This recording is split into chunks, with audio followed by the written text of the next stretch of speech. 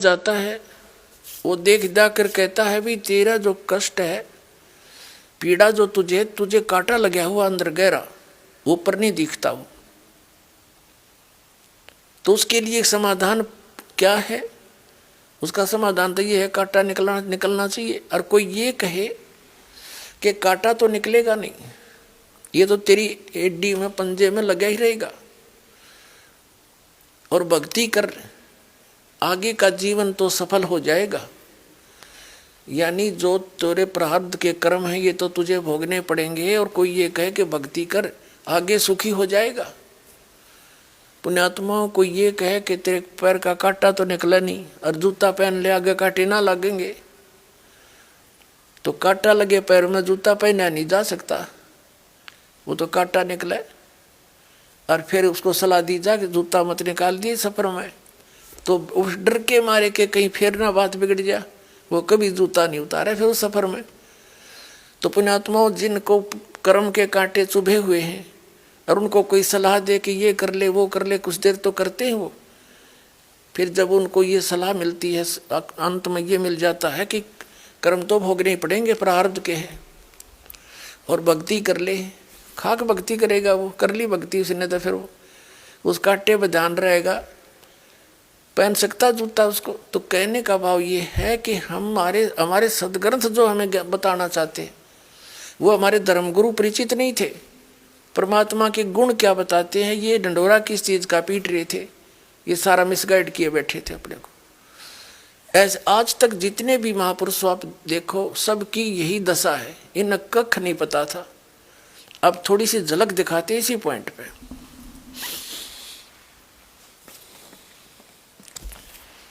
ये देखिएगा, ये देवी पुराण है।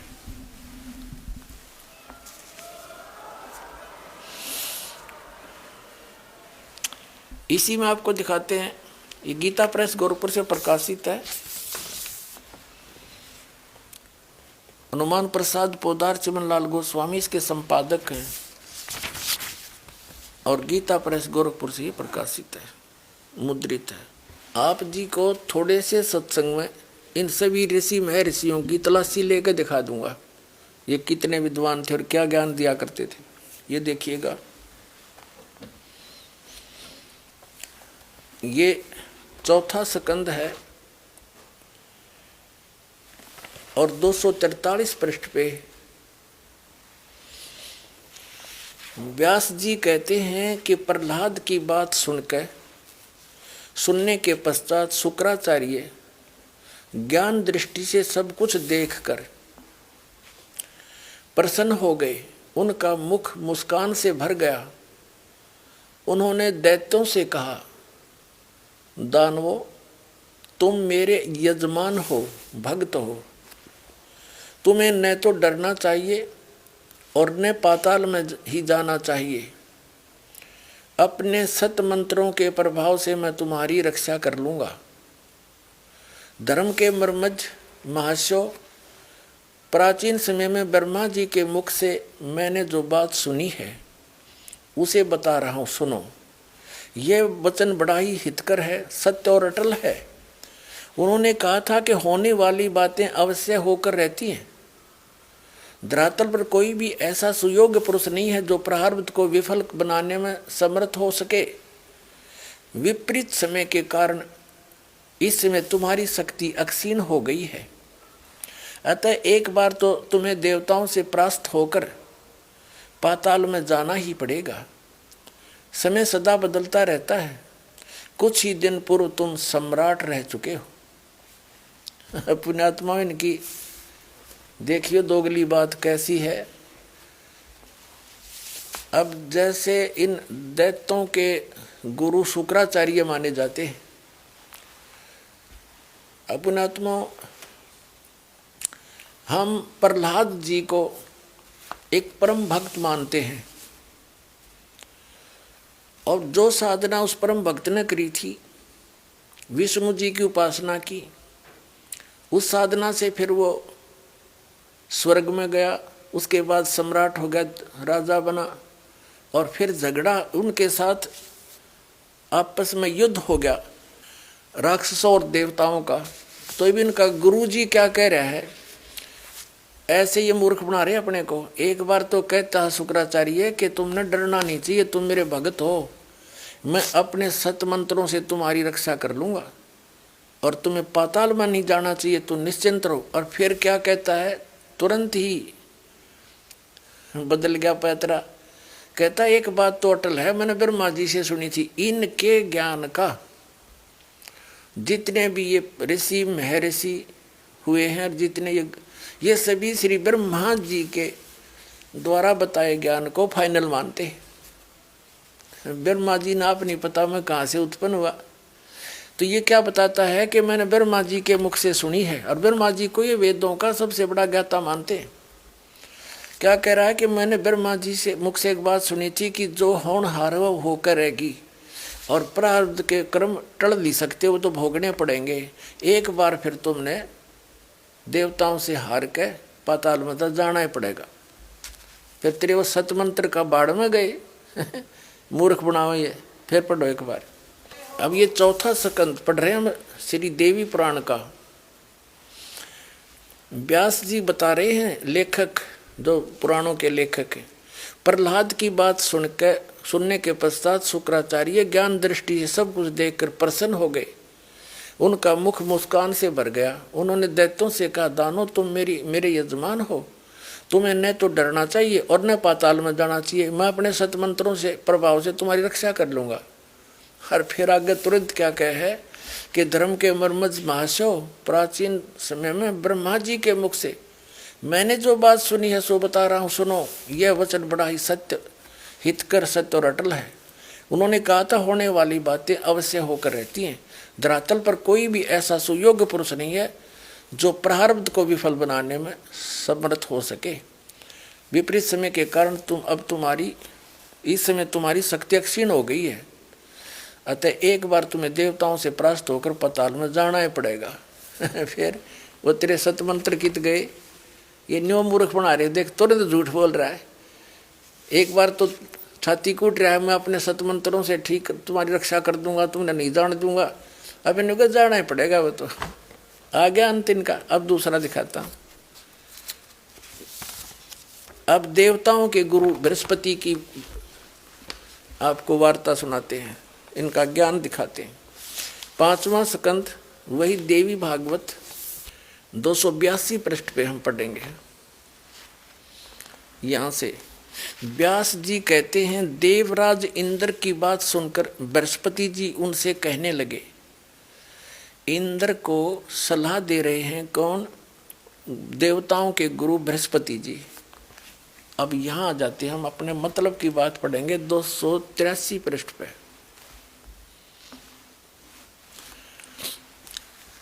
प्रारब्ध कर्म का अभाव बिना भोगे नहीं हो सकता, यह स्पष्ट है। आर्य, संपूर्ण देवता तुम्हारे सहायक हैं, तुम स्वयं भी बुद्धिमान हो, फिर भी जो होनी है वह होकर ही रहेगी, तुम उसे टाल नहीं सकते। ऐसी स्थिति में सुख और दुख की चिंता में नहीं पड़ना चाहिए। महाभाग, सुख और दुख ये दोनों कर्मशः पुण्य और पाप, पुण्य एवं पाप के अक्षय के सूचक हैं। अतएव विद्वान पुरुषों को चाहिए कि सुख के अभाव में भी सर्वथा आनंद का ही अनुभव करें। अतएव महाराज, इस अवसर पर सुयोग्य मंत्रियों से परामर्श लेकर विधि पूर्वक यत्न करने में कटिबद्ध हो जाओ। यत्न करने पर भी जो होनहार होगा वो तो सामने आएगा ही आएगा। अब आगे इसकी देवताओं के गुरु बृहस्पति जी का भी यही नियम है, यही विधान बता रहा है कि जो प्रारब्ध में लिखा हो तो भोगना ही पड़ेगा और इसको टाला नहीं जा सकता। फिर दूसरा विधान क्या बताता है कि दुख में भी सुख का अनुभव करना चाहिए। फिर पढ़िए, ये कह कि प्रारब्ध कर्मों का अभाव बिना भोगे नहीं हो सकता, यह स्पष्ट है, फाइनल हो गया। फिर क्या कहते हैं कि ऐसी स्थिति में तुम दुख की चिंता में नहीं पड़ना चाहिए, और कहते सुख और ये दुख ये दोनों कर्म से पुण्य और पाप के अक्षय के सूचक हैं। विद्वान पुरुषों को चाहिए कि सुख के अभाव में भी सर्वथा आनंद का ही अनुभव करें।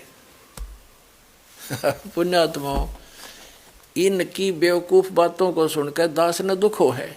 और ये महर्षि कब आगे एक तरफ तो कह रहा है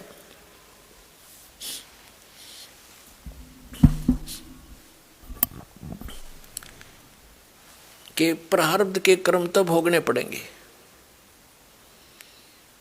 फिर कह रहा है कि सुख के अभाव में भी दुख, सुख के अभाव में भी आनंद ये महसूस करना चाहिए।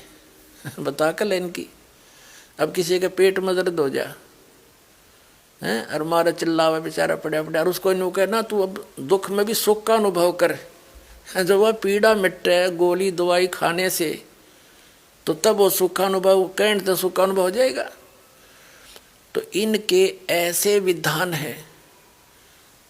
अब देवताओं के गुरु और राक्षसों के गुरु दोनों का विधान बता दिया, फाइनल हो गया। उधर से महर्षि स्वामी रामानंद जी भी यही बता रहे हैं। और एक इस कलयुगी महर्षि के 2 वचन और सुना दूं। ये सारे एक के कुएं का पानी था।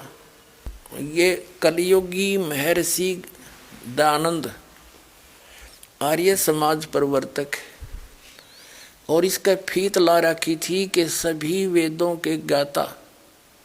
वर्तमान में महर्षि दयानंद जैसा कोई नहीं, और इस जैसा ज्ञानी मैंने धरती पर नहीं पाया।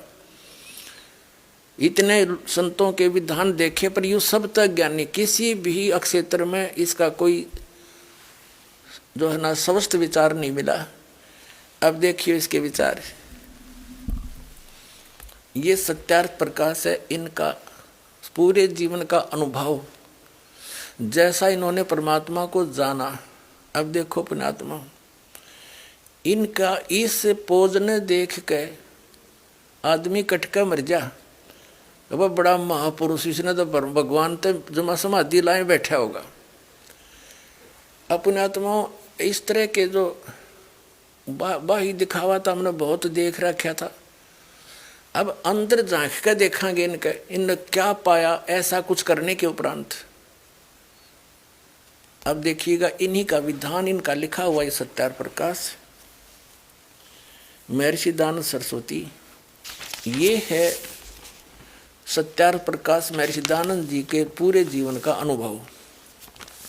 इसमें क्या लिखा है कि वेद आदि विविध सदशास्त्र प्रमाणई संवित श्री मत परमहंस परिव्राजक आचार्य।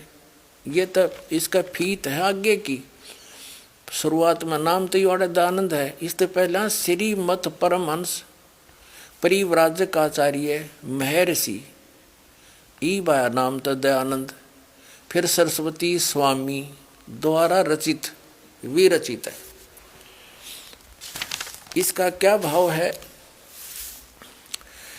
कहने का भाव इनका ये लिख रखा है ना, वेद आदि सदशास्त्रों यानी वेद और अन्य सदशास्त्रों से निष्कर्ष निकाल के महर्षि दयानंद जी द्वारा सत्यार्थ प्रकाश की रचना की गई।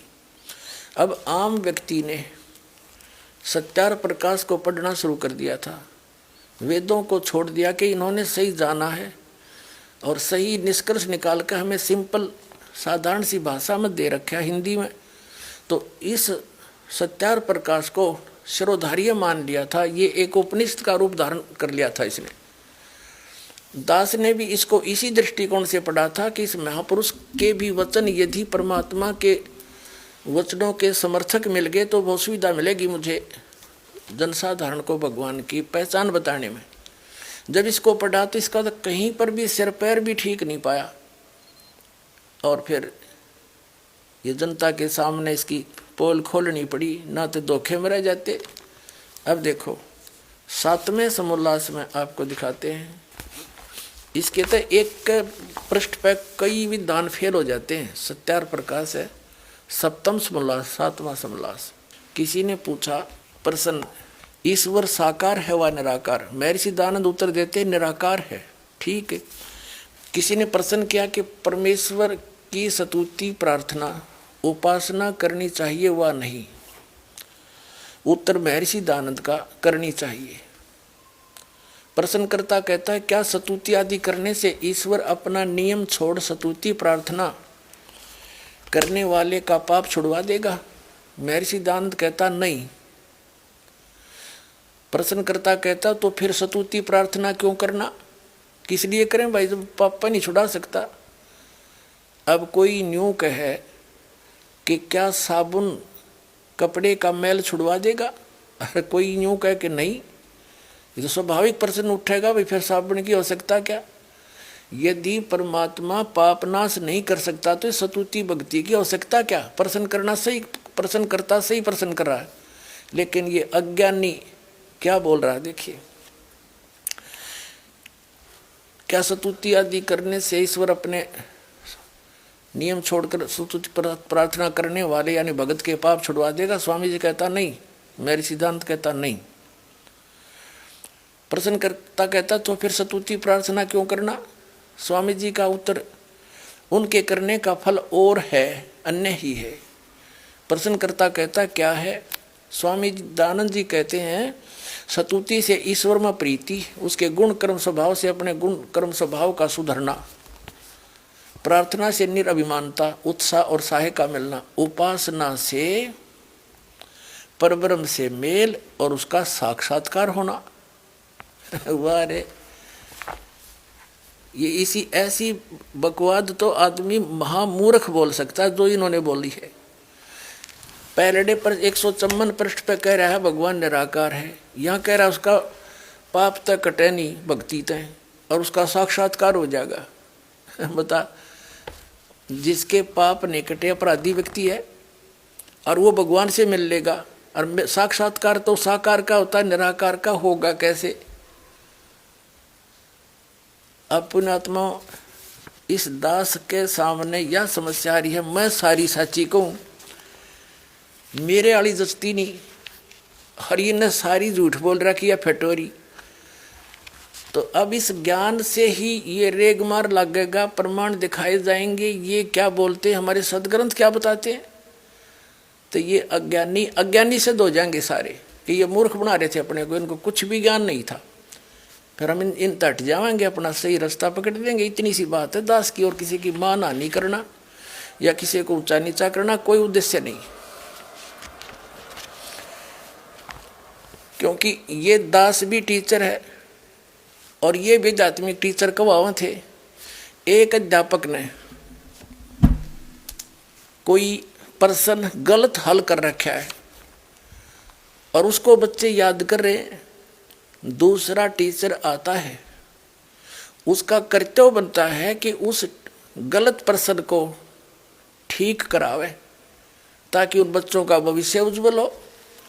और उस टीचर का कोई विरोध करता है जो सही मार्ग सही रास्ता और सही प्रश्न हल कर रहा है, तो कौन होगा? क्या वो हितैषी हो सकता बच्चों का? वो तो शत्रु होगा जो उस टीचर का विरोध करे जो सही हल करके दे रहा है। उसके दो प्रकार के कर सकते हैं, एक तो वो जिन्होंने वो गलत पुस्तक छाप कर बेच कर रोजी रोटी चला रहे, वो विरोधी हो सकते हैं कि तुम्हारा क्या होगा। या दूसरा केवल उनको मूर्ख बनाकर आचार्य शंकर बनकर उनके ऊपर शंकराचार्य आचार्य बनकर उनसे पैसे इकट्ठे कर रहा होगा मूर्ख बना के। तो करते रहो।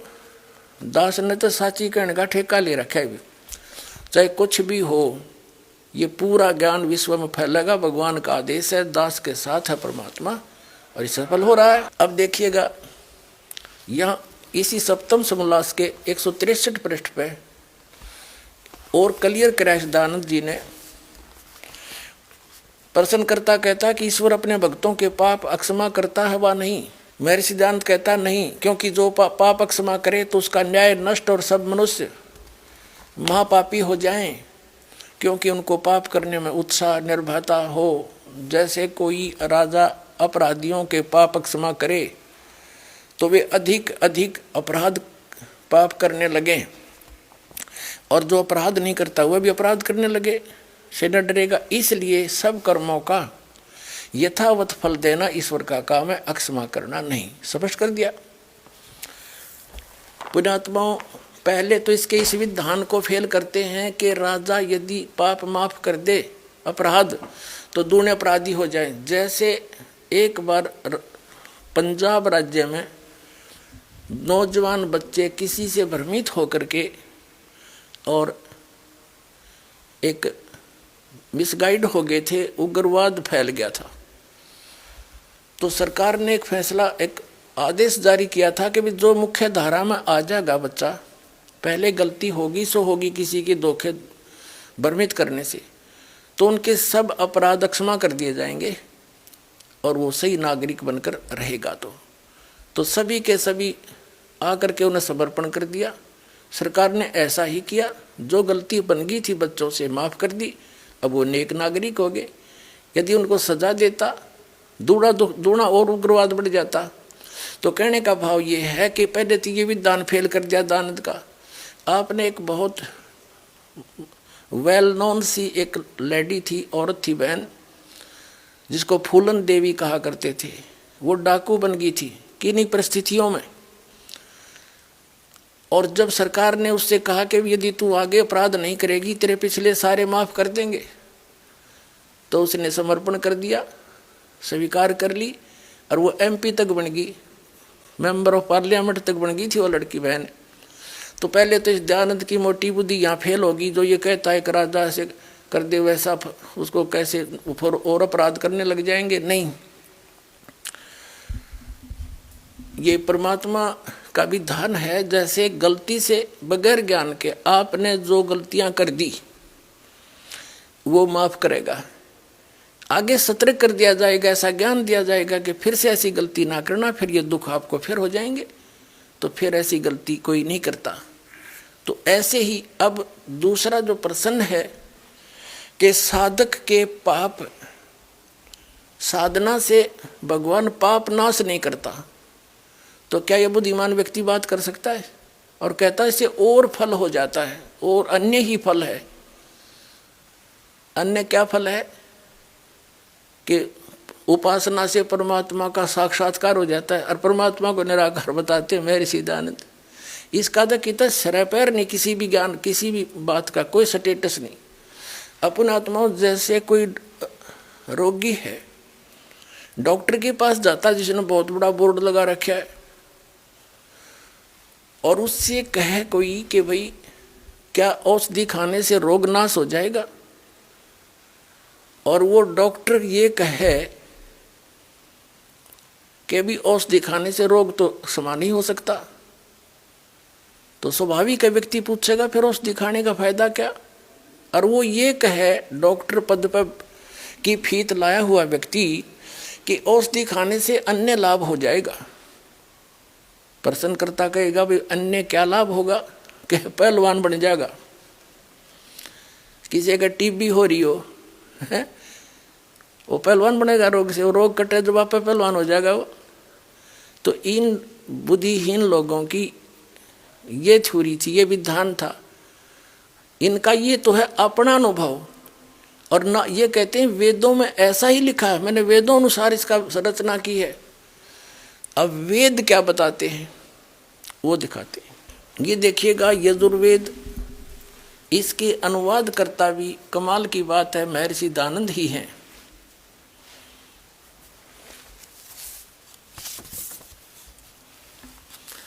इसके अनुवाद करता भी महर्षि दयानंद हैं। प्रकाशक हैं सार्वदेशी कार्य प्रतिनिधि सभा 2/5 महर्षि दयानंद भवन रामलीला मैदान नई दिल्ली। 40 अध्याय हैं इस यजुर्वेद के सारे संपूर्ण 40 अध्याय का अनुवाद महर्षि दयानंद सरस्वती ने किया है। मुद्रक है Prince offset printers 1510 Pataudi house Daryaganj नई दिल्ली से। अध्याय नंबर 8 का श्लोक नंबर 13 दिखाते हैं आपको।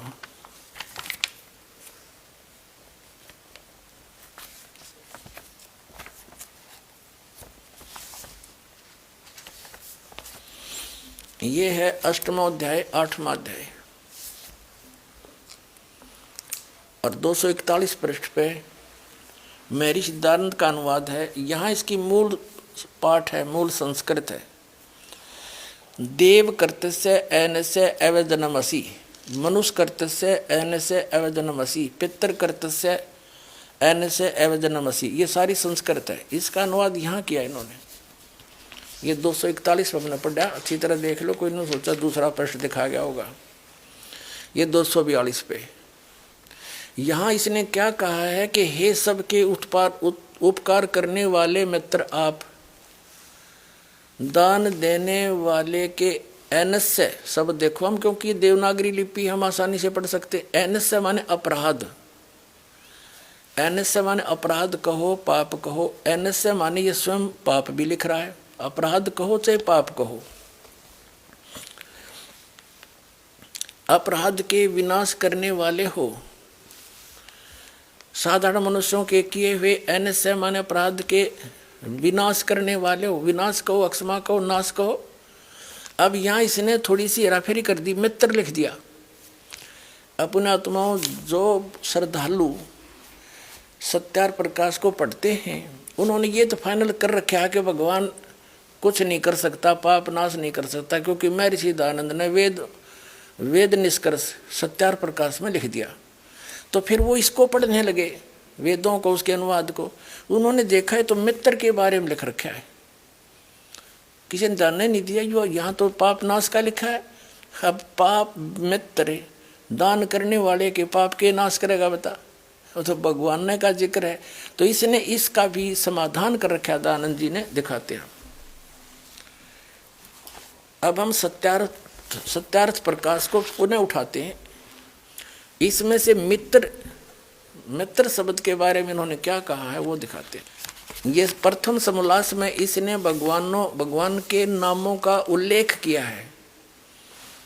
18 पृष्ठ पे क्या कहा है, इसमें इसने कहा है कि हे जो सबसे स्नेह करे, सबको प्रीति करने योग्य है, वह परमेश्वर सबका सच्चा मित्र है। इससे परमेश्वर का नाम मित्र है। अब ये सिद्ध हो गया कि जहां इसने वेदों में मित्र शब्द प्रयोग किया है वो परमेश्वर का बोध है। पुण्यात्माओं, जो एक क्रोथा कांड हुआ है, ये इसी का परिणाम था कि इनकी पोल खोल दी और दयानंद की जो वो महर्षि वाला जो फीत थी वह उतार के धर दी दास ने। पुण्यात्माओं, एक थोड़ी सी कथा सुनाता हूँ यहाँ पर, पहले ये कंसेप्ट क्लियर कर दूँ फिर सुनाऊंगा। अब ये तो एक बार ना, ये क्रोथा कांड जो कारण हुआ था, इस दास ने जब सत्यार प्रकाश को पढ़ा, देखा, वेदों से मेल किया, ये सारा फेल पाया।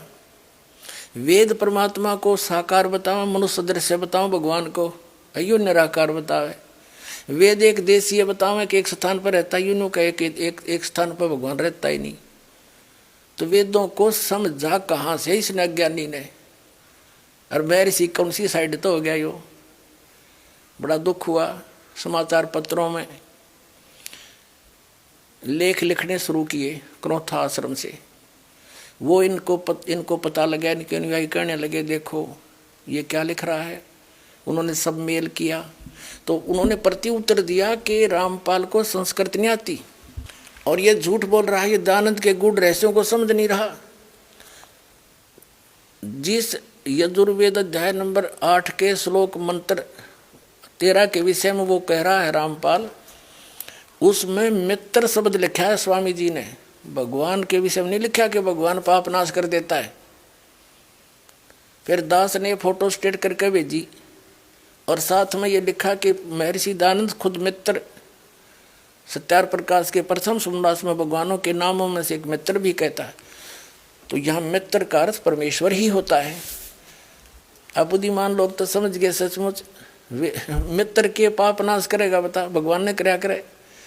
तो कारण ये था कि उन्होंने सच्चाई को दबाने के लिए और कहीं उनके अनुयायियों को भी सच्चाई का पता ना लग जाए, तो इन आचार्यों को, दयानंद वाले इस आर्य समाज के आचार्यों को चंदा मिलना बंद ना हो जाए, इनके सत्यार प्रकाश वेद बिकने बंद ना हो जाए।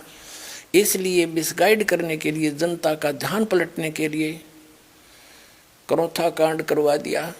क्योंकि दुर्भाग्य इस मुख्यमंत्री का, जो उसी समय जो आर्य समाजी है, हरियाणा का मुख्यमंत्री श्री भूपेंद्र सिंह, ये मुख्यमंत्री बन गया, इनका दाव लग गया, इसके कर्म बिगड़वा दिए झूठ नहीं बोली, जनता को पाप का भागी बना दिया। रामपाल गुंडा है, बुंडा है, वहाँ ये होता है, फलाना होता है। अब रामपाल ने सिद्ध कर दिया वहाँ क्या होता था। परमात्मा ने दया करी, वहाँ पर यही होता था जो आज बरवाला में हो रहा है।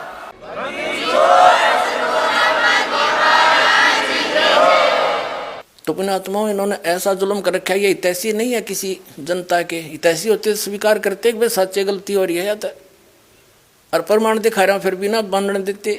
तो इन जैसे तो दुष्ट हो ही नहीं सकते धरती पे। ये आचार्य क्या क्या आचार्य हैं फिर ये, जो सच्चाई को जनता से दूर रखने के लिए जुल्म करवा दिया, हमें जेल भिजवा दिया, झूठा मुकदमा बनवा के और भक्तों को सताया। इनका बहुत बुरा होगा इनका अंत में। और हम तो आज भी उनके विरोधी नहीं है, क्योंकि दास को पता लग चुका है कि ये काल करवा रहा सारा। सभी उस परमात्मा के बच्चे हैं और वो भी मिसगाइड है। हम उनके हित में ही कह रहे हैं कि वो भी समझे और सच्चाई को स्वीकार कर अपना कल्याण करावें। हम तो उस विधान का पालन करने वाले हैं कि जो तोकू काटा बोए वाह को बो तू फूल, और तोहे फूल के फूल हैं उसको है त्रिशूल। हम उनका आज भी बुरा नहीं सोचेंगे, क्योंकि हमारे भगवान का आदेश है।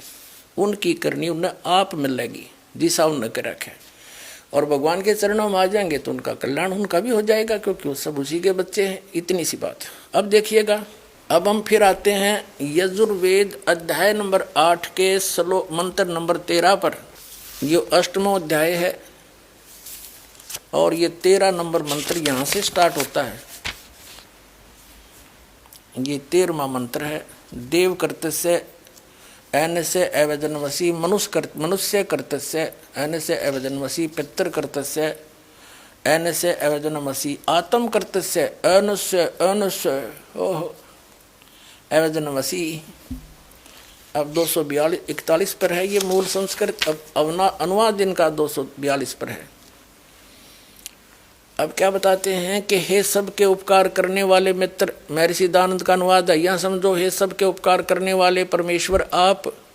उन्हीं के शब्दों में प्रमाणित कर दिया सत्यार प्रकाश में कि जहाँ महर्षि दयानंद ने कहा है कि जहाँ मित्र शब्द है वो परमेश्वर का ही बोधक है। तो यहाँ परमेश्वर शब्द पढ़ेंगे, क्योंकि डॉक्टर की इक्वेशन को, औषधियों के साल्ट को डॉक्टर समझ सकता है कि इन्होंने कौन से कहाँ क्या संकेत किया है। जन साधारण समझ जाए, फिर टीचरों की आवश्यकता क्या थी, गुरुओं की। भाई गुरु बिन काहुन पाया ज्ञान, जो थोथा भूसड़े मूड किसाना। गुरु बिन वेद पढ़े जो प्राणी, समझिन सार रहे अज्ञानी। ये सारे अज्ञानी थे और वेद क्या बता रहे हैं, ये अनुभव क्या लिख गए। अब देखो, अगर ये जरा सी बुद्धि रखता दयानंद जी तो सत्यार्थ प्रकाश वेदों का इसने अनुवाद किया खुद करने वाला, तो सत्यार्थ प्रकाश में सेट कर देता। नहीं, इन्होंने केवल लोक वेद को आधार माना, जिस कारण से वेदों को भी अनदेखा कर दिया। अब इसमें स्पष्ट अपने कर कमलों से लिख रहा है कि परमात्मा पाप नहीं काट, परमात्मा घोर पाप भी काट सकता है, वेद ये कहते हैं। और ये सभी ऋषि नकली आपके समझ कर दिया कि प्रारब्ध तो भोगना ही पड़ेगा। और पाप क्या क्यों हो, प्रारब्ध के तो पाप होते हैं जो दुखदायी होते हैं, जो संचित वो तो रखे उनकी तो बाद में लेखा होगा, देखी जाएगी जब होगा। तो अब प्रारब्ध के वर्तमान के पाप से दुख होता है, और पाप कट गया था, काटा निकला दुख निवारण है। पाप कट गया तो दुख सुख हो गया, दुख दूर। हे सब के उपकार करने वाले मित्र आप, यानी परमेश्वर आप, देव करते से दान देने वाले के, अपराध के विनाश करने वाले हो। अवजन माने विनाश, ऐनस्य माने अपराध के। मनुष्य करते से मनुष्य के साधारण मनुष्यों के भी किए हुए अनुष्य अपराध यानी पाप के विनाश करने वाले हो। अवजनम पितर करते से, पिता करे से बेटा करे, कोई भी सत्साध ना करे उसी के। एन से माने ये पाप ही लिखना था, अपराध के अच्छी प्रकार दूर करने वाले हो, नाश करने वाले हो। आत्म करते से अपने किए हुए, एन से माने पाप के। अवजन माने नाश करने वाले हो, दूर करने वाले को हो चाहे विनाश करने वाले को, इसी की भाषा में वही शब्द है अवजनम। एनस एनस अधर्म के अधर्म यानी घोर पाप के भी आप नाश करने हारे हो। ओए होए, जानता हुआ मैं जो कुछ भी अधर्म आचरण किया करता हूँ या करूँ, अनजान पढ़ने में भी जो कुछ भी किया करता हूँ वह करूँ, उस सब एन से माने पाप के, ये दुष्टाचरण हटा दिया, पाप के, एन से माने पाप के, एन पाप के नाश करने वाले हो, अवजन माने दूर करने वाले हो, नाश करने वाले हो, विनाश करने वाले हो, अवजन माने विनाश। तो यहाँ इसने ऐसी जगह कुछ अड़ंगा डाल दिया जो आम आदमी समझ नहीं सका। अब इसमें कर दिया कि मैं अनजानपने में कोई करूं या जानबूझ कर करूं कोई गलती, उसको भी आप माफ करने वाले हो अपने आत्माओं। अब वेद महर्षि दयानंद जो है आर्य समाज प्रवर्तक, वेदों को सत्य मानता है कि इसमें जो लिखा है इसके अतिरिक्त मैं मानता नहीं, वेद सत्य है। और इन्होंने इसने पीछे अपना विधान भी लिखा है कि वेद सत्य विद्याओं का पुस्तक है। महर्षि दयानंद ने मोहर मार रखी है कि वेद में जो लिखा है वो सत्य विद्या है, सच्चा ज्ञान है। अपने आत्माओं, वेद में तो यहाँ तक लिख दिया है कि मैं चाहे अनजानपणे में करूँ और चाहे जान कर करूँ, आप सारे घोर पाप का विनाश कर देते हो। तो खाके इनका ज्ञान है, क्या पढ़ा है वेदों को। तो पुण्यात्माओं, दास के साथ इसलिए संघर्ष हो रहा है कि ये दास एकला साची बोला है, अरे झूठ बोलनिया का ओढ़ नहीं, बिना गिनती के झूठ बोले, जनता ही निपाधारित हो रही है। लेकिन परमात्मा का आशीर्वाद है इस दास के साथ, और आपके ऊपर भी न्यारा आशीर्वाद है कि आपका जन्म इस समय है और आपको ये मूल वस्तु मिलेगी, कल्याण होगा। अब इसमें वेदों में जो ज्ञान दिया है कि जान के करूं और चाहे अनजानपणे में करूं, सारा ही माफ कर देते हो आप। जान के कौन से होते हैं। अब परमात्मा ने धर्मदास साहिब जी से कहा था, धर्मदास जी ने बोले कबीर परमात्मा एक जिंदा महात्मा के रूप में थे, और कबीर साहब ने जब धर्मदास जी के सज्ञान का पर्दाफाश करना किया तो दुख मान गया और कहने लगा हम पाप ना करते, हम हिंसा नहीं करते, जीव हिंसा। क्योंकि धर्मदास जी ने कबीर परमेश्वर को सोचा था ये मुसलमान है और हमारे देवताओं का जो है विरोध कर रहा है जानबूझ के, लेकिन परमात्मा साची कहे थे।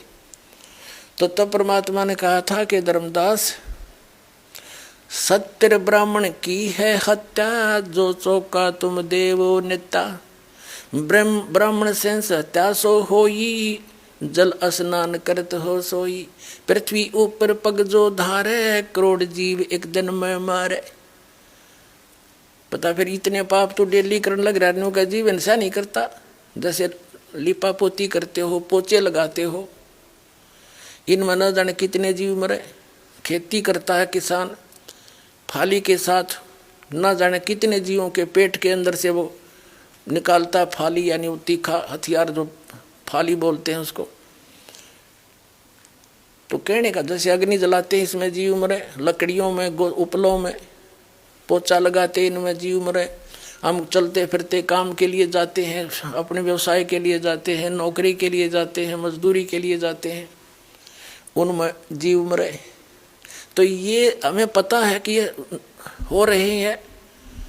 जैसे किसान खेती करता है, स्प्रे करने पड़ते हैं उसको मालूम है कि ये मेरे फसल में कीट लगा हुआ है, इसका नाश करना पड़ेगा, ना तो इसको ये खा जाएगा, मैं कंगाल हो जाऊंगा। और जैसे हम रोगी हो जाते हैं तो हमारे अंदर जो हानिकारक कीटाणु बढ़ जाते हैं ब्लड में, उन गोली खाते हैं, उन गोलियों से वो कीटाणु मारे जाते हैं, वो जीव हैं। तो यहाँ वेद का कहने का तात्पर्य ये है कि आपको पता भी है कि ये पाप हो रहे हैं, इनको त्यागा नहीं जा सकता। इच्छा कर मारे नहीं, बिन इच्छा मर जावे, कहे कबीरता दास का पाप नहीं लगावे। उसको पाप नहीं लगे, जान के नहीं मारे। जैसे बैठा मकोड़े कीड़ा आ गया उसके नो मारी ईंट, को बात हुई है। आप चल रहे हो, इच्छा नहीं मारने की और मर रहे हैं तो वो आपका वश नहीं। कोशिश करें जहाँ तक पैर बचा कर रखा जा रखे, तो दया भाव हो। तो इसी प्रकार कहा कि इनके भी जैसे हम प्रतिदिन कपड़ा पहनते हैं, ये मैला हो जाता है, तो इसका विधान, इसका तरीका बता दिया, भी साबुन और पानी से ही निर्मल भी हो जाता है। तो डेली जो हम साधना करते हैं और ये हमारे ये जीव हिंसा होती है जो ना चाहते हुए होती है, इच्छा नहीं हमारी, तो उनके लिए ये भक्ति साधना इसलिए दी जाती है कि आपका डेली वो पाप जो होते हैं, मैल बन गया आत्मा, वो साफ होता रहेगा। धर्म करवाते हैं, दान करवाते हैं, और बाकी जो संचित कर्म है और प्रारब्ध के जो कर्म है वो इस सतनाम और सार नाम से आपके नाश हो जाएंगे। जब ही नाम हृदय धरो, जब ही सतनाम हृदय धरो, भयो पाप को नासे, जैसे चिंगारी अग्नि की भई पड़े पुराण घासे। परमात्मा कबीर जी कहते हैं मेरे नाम में इतनी शक्ति है कि जब ही ये सतनाम आपको मिलेगा, आपके पाप कर्मों में, प्रारब्ध के कर्मों में और संचित कर्मों में ऐसे आग लगा देगा जैसे सैकड़ों हजारों टन सूखे घास में एक माचिस की सीख जला के लगा दी जाए, सबको फूंक कर सभा करके राख बना देगा। और फिर चलेगी तेज आंधी, उसको उठा के पता नहीं कहाँ के कहाँ पटक देगा, फील्ड साफ हो जाएगा।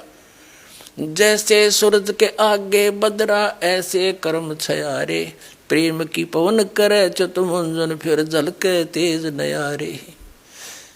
कहते हैं फिर इस ज्ञान से, भगवान की भक्ति से, सिमरन से आपके पाप हल्के हो जाएंगे। आत्मा में एक छोटी सी बात पर भी आंसू आने शुरू हो जाएंगे भगवान की चर्चा में, तो समझो आपके पाप अब नाश हो लिए। जैसे कहते हैं जैसे सूरज के आगे बदरा, सूर्य के आगे बादल अड़ जाते हैं, ऐसे कर्म छयारे, आत्मा और परमात्मा के बीच में ऐसे कर्मों की छाया है, ऐसे उनके छाए हुए हैं आगे। और फिर इस सत भक्ति करेंगे, परमात्मा में प्रेम जागेगा। कहते प्रेम की पवन करे चितमंजन, झलके तेज नयारे। प्यार जागेगा मालिक के प्रति, तो समझो आपके वो पाप के बादल छट चुके हैं। जैसे तेज हवा चलती है, बादलों को इधर उधर तितर बितर कर देती है, सूर्य फिर साफ दिखाई देता है, ऐसे आपके पाप कर्मों के बादल इस सतनाम और इस भक्ति से ऐसे छट जाएंगे। फिर आपकी आत्मा में परमात्मा की न्यारी कसक पैदा